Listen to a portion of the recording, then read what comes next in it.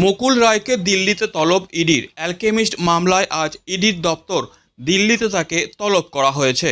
যদিও এই মুহূর্তে মুকুল রায়ের পক্ষে দিল্লি যাওয়া সম্ভব নয় বলে জানিয়ে দিয়েছেন তার পুত্র শুভ্রাংশু রায়।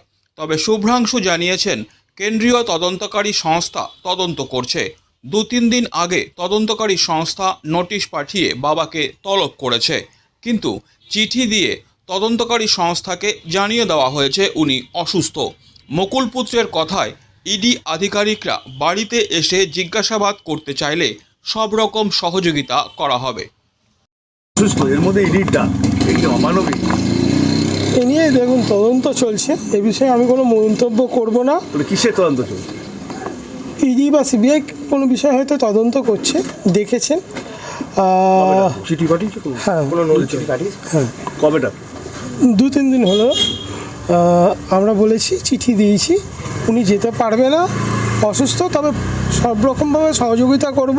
যদি বাড়িতে আসতে চায় সেটাও ওয়েলকাম।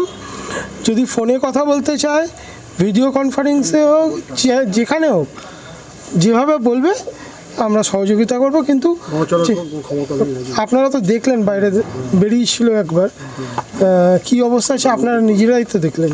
অ্যাম্বুলেন্সে নিয়ে যাওয়ার কোনো ব্যবস্থা? মেডিকেল গ্রাউন্ডে জানিয়েছেন এই কথা? মেডিকেল গ্রাউন্ড জানিস? অ্যাম্বুলেন্সে নিয়ে যাওয়ার কোনো ব্যবস্থা? এইটা একটু অবাস্তব প্রশ্ন হয়ে যাচ্ছে না? কেননা অ্যাম্বুলেন্স করে দিল্লি যাবে?